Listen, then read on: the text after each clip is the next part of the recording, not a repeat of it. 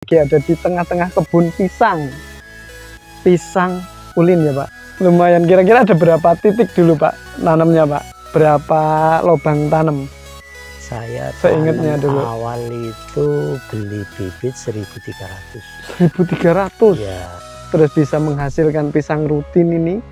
Kalau untuk gambarannya nih Pak, penghasilan apa namanya produksi pisangnya dari kebun sini aja yang 1.300-an ya? kalau sekarang mungkin kurang lebih bisa 2.000-an. Bisa 2.000-an. Itu per minggu atau per hari berapa tundun Pak? Rata-rata aja. Sebelumnya Pak, sebelum ke teknik budidaya, kenapa milih pisang ulin tuh? Kan banyak yang katanya Cavendish, ada yang Ambon, ada yang Kepok. Kenapa jenengan pisang ulin milihnya? Yang jelas saya itu menyesuaikan saran teman ya. Oh, ada yang menyarankan waktu itu? Saran teman karena beliau itu saya anggap bisa bertani lah. Oh, Karena iya. apa saya anggap bisa bertani? Karena dari tanam sampai ending panen beliau bisa menikmati. Itu saya anggap bisa bertani. Kemudian saat itu Banyak menyarankan. banyak yang tanam nggak dirawat kan begitu. Iya. Nah, jadi Pengennya panen. pengennya Pengennya panen. panen. Nah, itu loh. Budidayanya ini loh Pak. Kita kalaupun pasarnya ada, tapi budidaya nggak bisa, nun sewu nggak berproduksi, kan ya nggak ada barang Pak ya. Nggak ada. Nah itu untuk memotivasi sahabat tani sekalian gitu. Kenapa harus tanam ulin tadi? Ya, Nggak tanam yang lain? Itu satu katanya saran temen ya Pak ya? ya. Saran teman saya begini Pak, perbandingannya Pak. Kalau ulin itu mulai petik jantung itu 1 bulan itu udah 2 Pak.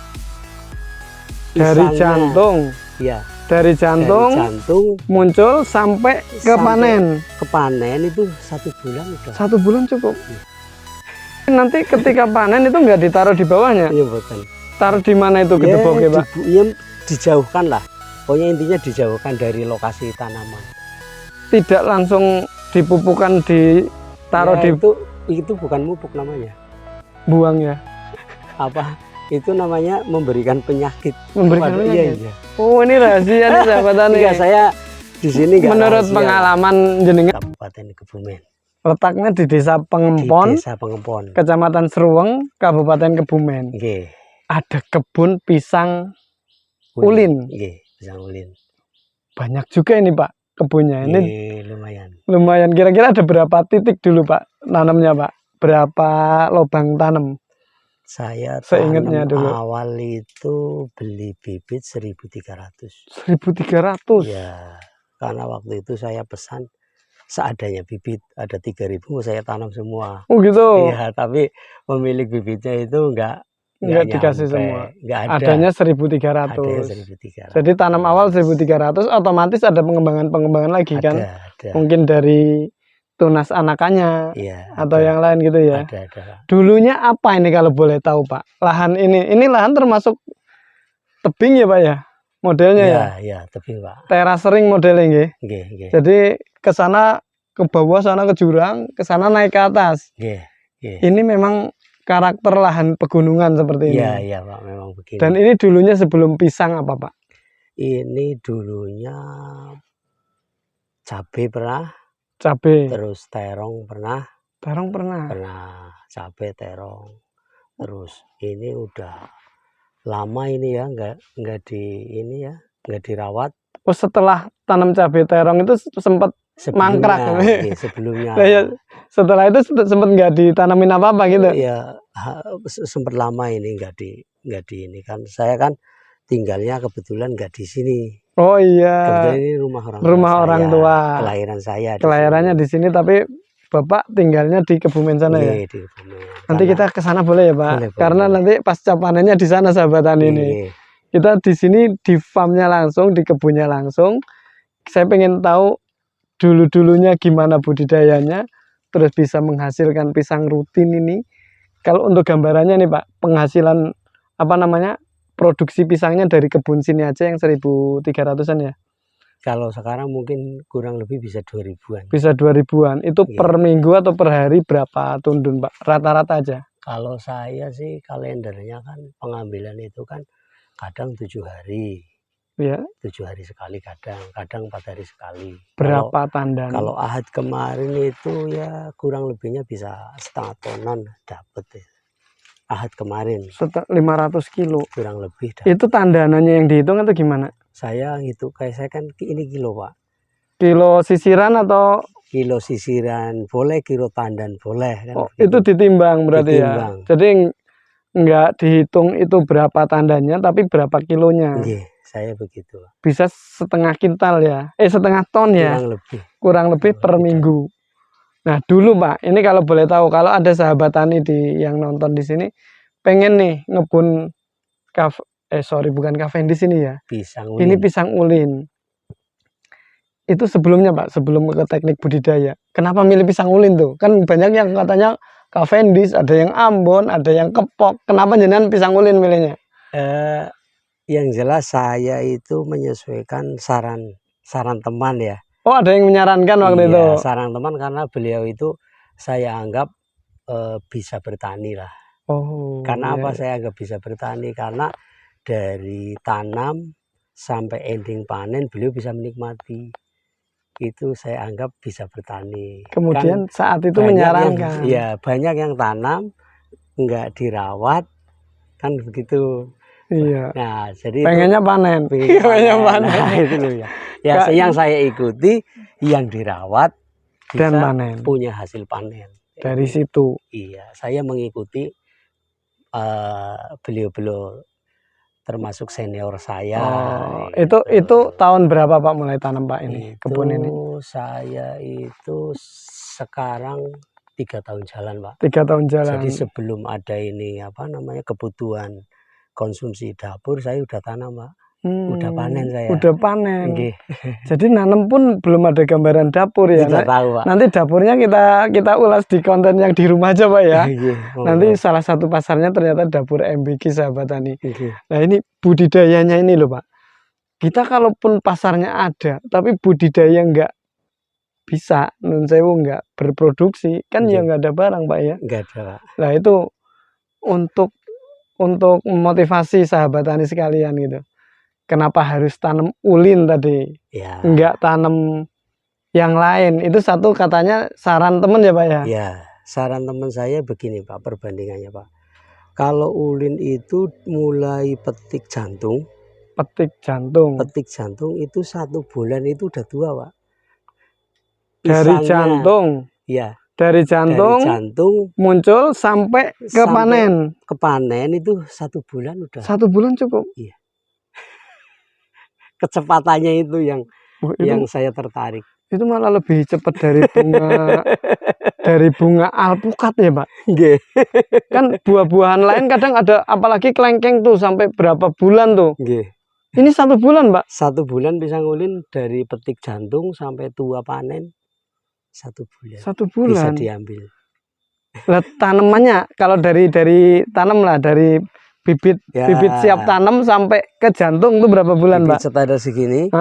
Ini saya bicaranya standar dirawat nggih. Standar dirawat ya. Jangan nggak dirawat ya. Ya betul. Standarnya dirawat. Ini kalau segini ini 6-7 bulan. 6-7 bulan. Oke, 6-7 bulan mungkin masuk ke 8 udah mulai panen Pak. Udah panen. Maksimal 8 udah panen ya. Udah panen. Standar bibit segini lah. Nggak sampai setahun ya Pak ya berarti ulin ini. Nggak sampai Pak. Ini standar dirawat. Standar dirawat ya. Kalau nggak dirawat ya sama aja Pak.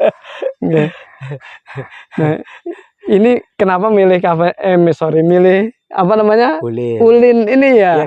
Kecepatan. Karena alasannya itu. Jadi dengan cepat produksi, otomatis cepat panennya. Dibanding mungkin pisang-pisang yang besar-besar itu bisa sampai 1 tahun baru petik sekali gitu ya Pak mungkin ya. Ya, yang jelas cost-nya nanti jatuhnya bisa lebih tinggi, hasilnya pun bisa kalah. Karena volume produksinya lebih rendah otomatis, karena kecepatan produksinya lebih lama. Ya, ini kan karena ini dianggap pada waktu itu kan dianggapnya ini harganya murah. Waktu itu harganya murah. Iya, dianggapnya begitu. Tapi ketika ini ditanam terus dirawat satu ini apa namanya? Satu rumpun Ya, ya, satu rumpun ini setahun ini bisa 4 sampai 5 kali, Pak.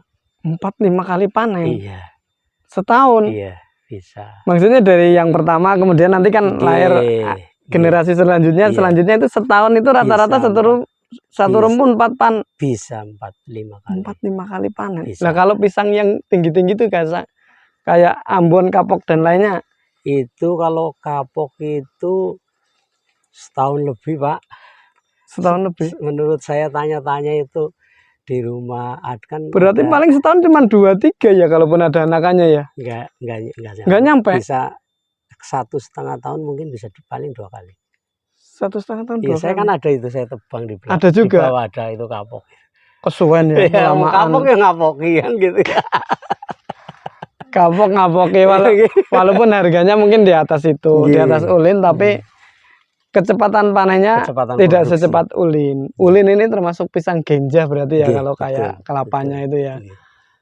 Oke, ini pisangnya seperti ini sahabat Nggih. tani. Nanti buah pisangnya kita ngobrol di rumah ya Pak, boleh ya? Nggih. Kita lihat sama ngelihat potensi pasarnya. Ini budidayanya Pak.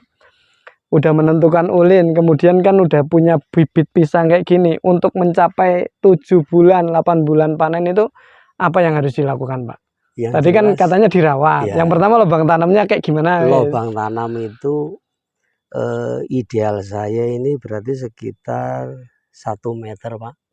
Jarak tanam atau lubang tanam? 80. Oh, lubangnya. Lah ya, 80 sampai 1 meter. Ya. Masuk ke dalam. Masuk ke dalamnya nggak usah terlalu dalam nggak apa-apa. Cukup 40 cm. 40 cm. Terus diisi apa itu lubang itu? Ini sebetulnya kalau mau irit,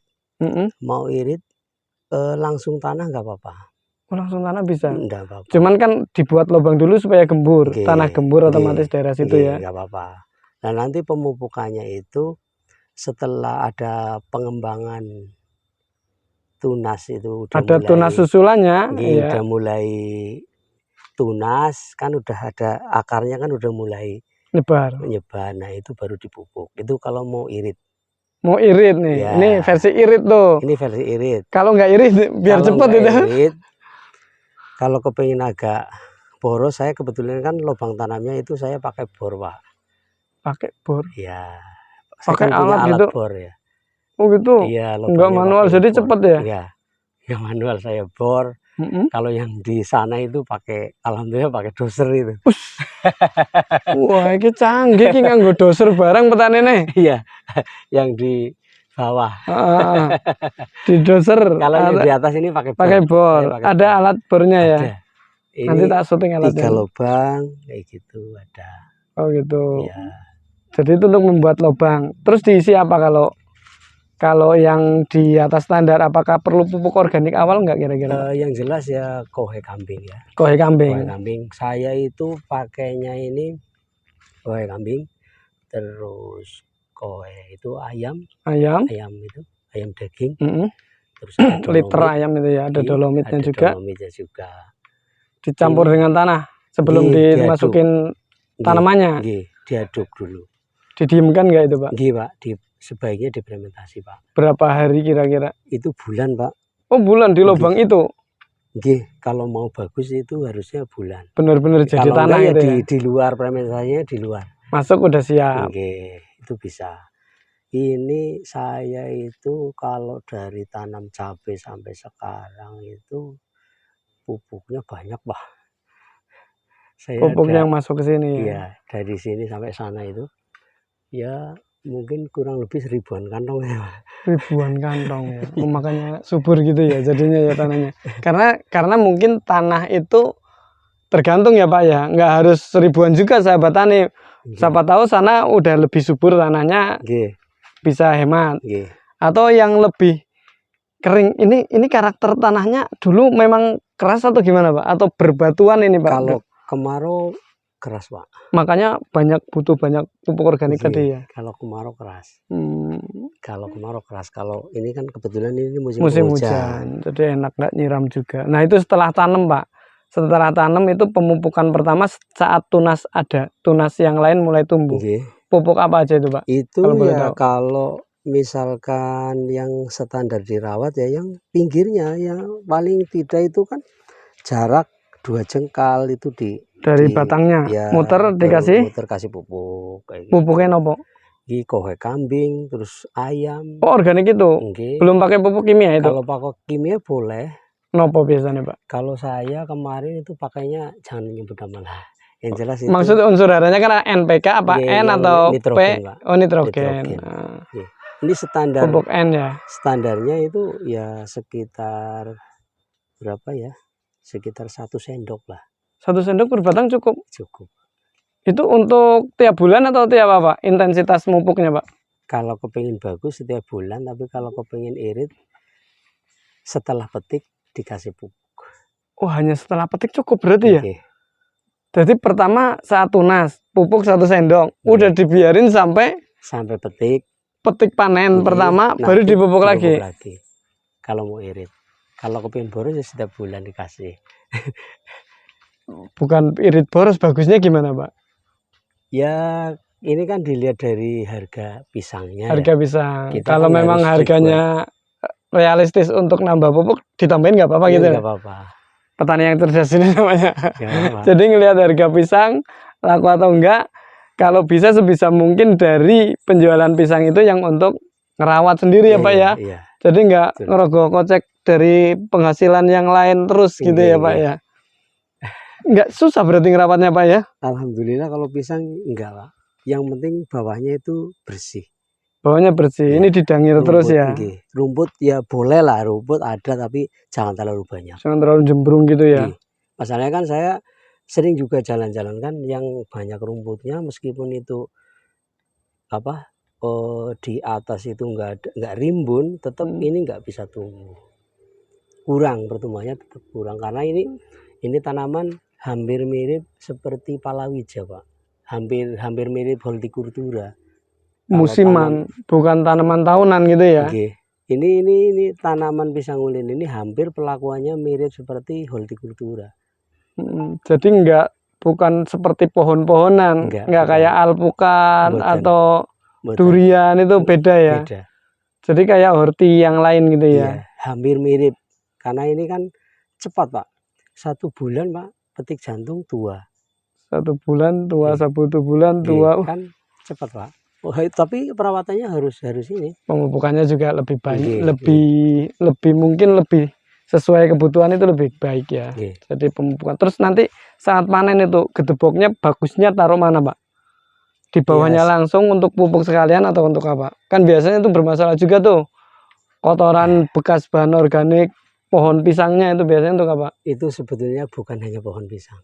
Semua pohon. Semua pohon ya? Semua pohon tidak boleh dipupuk dengan pohon tersebut kan begitu.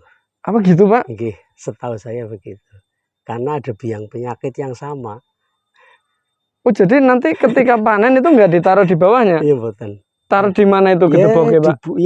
Dijauhkan lah. Pokoknya intinya dijauhkan dari lokasi tanaman. Tidak langsung dipupukkan ditaruh di itu bukan mupuk namanya. Buang ya. Apa? Itu namanya memberikan penyakit. Memberikan penyakit. Iya. Oh ini rahasia nih sahabat tani. Enggak, saya di sini enggak menurut rahasia, pengalaman jenengan gitulah ya. Ini logika. Tapi kalau untuk tanaman itu, untuk alpukat itu dikasih bekas pisang nggak apa-apa? Nggak apa-apa. Karena beda jenis. Beda jenis. Artinya mungkin barangkali di bekas batang pisangnya itu ada sumber-sumber penyakit. Kalau ditaruh di pisang, penyakitnya masih nggak apa-apa. Masih berlanjut dan nyerang pisangnya lagi gitu ya. Tapi kalau ditaruh di pohon lain, dia nggak makan, nggak ganggu tanaman itu karena beda jenis tanamannya. Nah, ini hampir semua tanaman Pak. Jadi ketika tanaman, misalkan tanaman ini apa pisang, kok batangnya pelepahnya terus dimasukkan dijadikan pupuk, ini nggak mupuk ini. Nggak mupuk. Apa namanya ini namanya masih penyakit. Hampir semua tanaman. Jadi misalkan alpukat pun ya kayak gitu sama aja. Jangan pakai ranting-rantingnya alpukat. Jangan rantingnya dimasukkan ke pupuk. Ya. Mungkin bisa kalau memang sudah disterilisasi atau fermentasi di tempat lain gitu ya Pak ya. Itu Kalau memang dibikin pupuk organik pemahaman dulu saya gitu. ini meskipun Ah. pengalaman saya otodidak ya. Iya, iya. Meskipun ini saya otodidak. Karena batang kuman itu kumannya itu kan sama, Pak. Pisang, Jamur-jamurnya sama. jamur penyakitnya pisang, Nggih. Jamurnya sama. jamurnya sama. Dimasukkan ke sini kan sama aja. Tetap nggak boleh berarti ya? Kalau menurut saya nggak. Menurut nggak pengalamannya Bapak boleh. ini. Nggak boleh. Nih, saya malah Kalau ini disilang, kalau menurut saya nggak apa-apa. mungkin bekas bahan organik pisang untuk memupuk padi gitu ya? Ya boleh. Bekas padi jerami boleh taruh sini gitu ya? Harus disilang. Atau Itu, alpukat ke durian atau kemana gitu ya Pak ya? Kan jamurnya sama Pak. Penyakitnya sama, Iya sama. baik jamur atau bakteri Jamurnya atau virusnya. sama, bakterinya sama Mas. Kan pembusukannya di situ, sama aja ngasih penyakit kan. Ngasih penyakit, memelihara penyakit yang ada di situ. Ya itu pengalaman bodoh saya. Masuk akal sih Pak. Tapi kalau misalkan beliau-beliau itu yang senior-senior itu lebih apa, punya pengalaman lain ya, boleh-boleh saja. Ini pengalamannya. Ini pengalaman saya aja. Karena ilmu pertanian itu bisa jadi nggak ada yang pasti sih Pak ya. Yeah. Jadi paham-paham orang-orang tertentu ya tergantung pengalamannya memang. Yeah.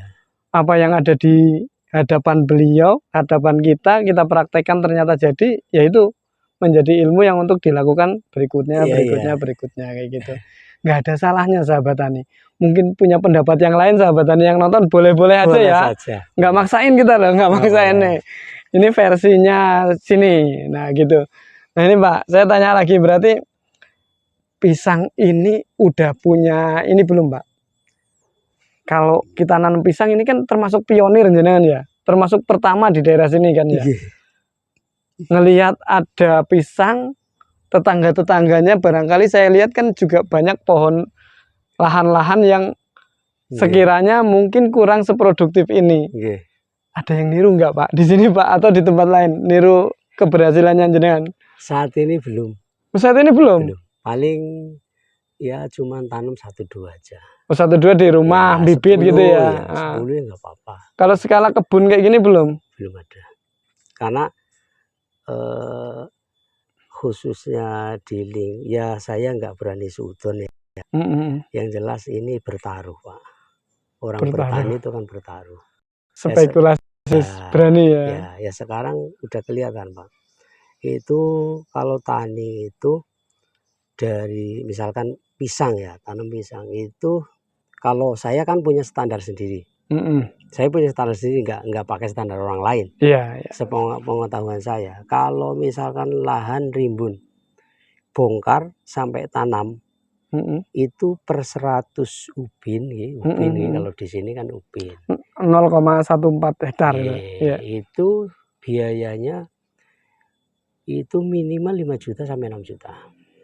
Biaya persiapan lahan. 5 sampai 6 juta. Ya, kalau 1 hektar kan udah kelihatan lah. Kali 7. Itu kebanyakan khususnya ya maaf lah ya, itu nggak berani bertaruh di situ. Di masyarakat pedesaan ini ya. Jadi ketika punya duit nggak berani. Sekarang punya duit 50 juta. Nandur pisang. Ya, itu masih khawatir gitu ya.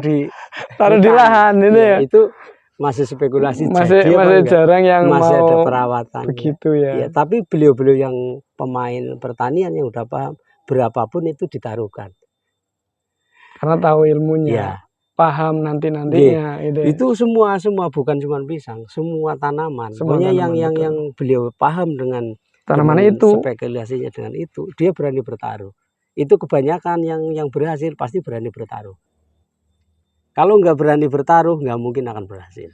Itu nggak mau nyoba masalahnya. Ya, itu nggak berani kan berarti nggak melakukan. Ya, itu udah rumus Pak. Nggak mungkin orang yang tidak berani bertaruh dia akan berhasil. Ya, kalau sampai berhasil ya tanamannya di mana kan begitu. Iya, karena nggak nanam. Ya. Cuman kalau yang skala-skala kecil itu rumah-rumahan, nanam 10 atau nanam berapa di pekarangan rumah sendiri itu ada Pak? Ya ada. Dan itu nanti untuk konsumsi atau mungkin produksinya jenengan ambil juga kadang? Kalau saya itu kalau cuman 10, 5, pokoknya kalau masih di bawah 100 saya terserah mereka. Terserah mereka. Iya, karena itu juga kategorinya masih sedikit. Kecuali itu misalkan panennya bisa dapat setengah ton apa 1 ton gitu, mungkin kita Boleh. bisa nampung ya. sounding lah. Kalau cuman sekarang kalau Artinya kalau sekarang nih Sahabat Tani ada di Kebumen ini, ada yang punya batang pisang mungkin ada 100 atau 200 batang dan kebingungan pasar mungkin Pak. Nggih. Sebelum kita beranjak ke tempat pemasaran, jenengan siap nampung gitu? Insya Allah. Insya Allah. Termasuk Tapi kalau ulin ya, karena memang beliau spesialis ulin ya Sahabat Tani. Kalau ulin saya insya Allah berani, tapi ya itu kalau nego-negonya masuk. Negonya masuk, harganya masuk, silakan menghubungi ke sini aja langsung. Siap. Nah ini satu lagi Pak, kalau memang ada petani, Sahabat Tani, baik di Kebumen atau di luar Kebumen, pengen niru kayak gini nanem, jenengan bisa menjadi semacam konsultannya sekaligus milihkan bibitnya, kan udah banyak di sini kan ya. Nggih. Untuk ditanam di tempat mereka. Boleh Pak, nggak apa-apa. Bisa. Iya. Termasuk pasarnya nanti dibantu diambil. Insya Allah boleh, kita welcome. Kita mau ngobrol, mau namanya berbagi, kita welcome. Oke, ini nggak apa-apa. Intinya itu. Jadi kita dari obrolan gini kalau bisa membuka inspirasi teman-teman Sahabat Tani, atau membuka jejaring baru buat jenengan atau buat Sahabat Tani sekalian, bahwa ada kebun pisang yang potensi cuannya nanti kita sambung di podcast selanjutnya. Kita ngobrolin duit nanti ya Pak di rumah jenengan ya. Sama pisangnya langsung hasil dari kebun ini. Oke, ada pesan-pesan nggak Pak untuk Sahabat Tani sekalian? Ya, pesan saya, kalau lahan sempit, kalau mungkin dianggap ya tidak punya lahan, itu ada cara. Caranya gimana? Kita kan banyak teman, banyak saudara, banyak tetangga. Iya. Banyak juga lahan itu yang tidak diolah. Betul, banyak sekarang nganggur. Kita jaring, silaturahmi, kita rembuk persentase. Saya yakin itu bisa. Jadi ya. Ya, jadi nggak harus duit ya. Jadi nggak harus kita, karena kita nggak punya lahan terus mau bertani luas, enggak. Ini saya itu juga ini ada punya saudara, punya mbah, punya saudara, ini saya majunya begitu, ya. Saya nggarapnya begitu, enggak punya, bukan murni punya sendiri kami. Oke. Itu ya. Jadi caranya kayak gitu. Jadi jangan gitu. Yang penting tahu ilmunya dulu, jangan putus asa. Kalau belum tahu bisa tanya ke sini, ya. Boleh. Bisa ke sini di desa apa tadi nih? Ini maksudnya Pengempon. Pengempon, Kecamatan Seruweng, Kabupaten Kebumen, perbatasan Karangpule. Masuknya lewat Karangpule. Ya. Kalau nggak tahu, Sahabat Tani bisa nanya di komentar sini, di kolom komentar, atau datang ke BPP Seruweng, nanti dianterin sama teman-teman penyuluhnya. Ini tanaman ini juga masuk ke Karangpule juga. Masuk Karangpule. Sebagian Pengempon juga Karangpule ini. Ini perbatasan ini. Dua desa nih. Ya. Yang perbatannya di ujung sana itu. Ada yang masuk Karangpule, ada yang masuk Pengempon, Kecamatannya Seruweng. Oke, terima kasih Pak. Sementara cukup, nanti kita ngobrol lagi di rumah ya Pak ya. Dilihat pisangnya. Matur nuwun sudah mengganggu waktunya saya. Semoga ini bermanfaat untuk obrolan kita, dan nanti kita tayangkan di YouTube Penyuluh Pertanian Kebumen ya Pak. Izin ya. Monggo dari aku. Biar nanti pada tahu ilmunya, ya seperti yang kita obrolkan tadi. Oke Sahabat Tani, petani Indonesia berjaya, sejahtera dan bahagia. Penyuluh Pertanian Kebumen aktif, kreatif, inovatif. Saya Nur Hadi Mustafa undur diri. Matur nuwun Pak. Assalamualaikum warahmatullahi wabarakatuh. Waalaikumsalam.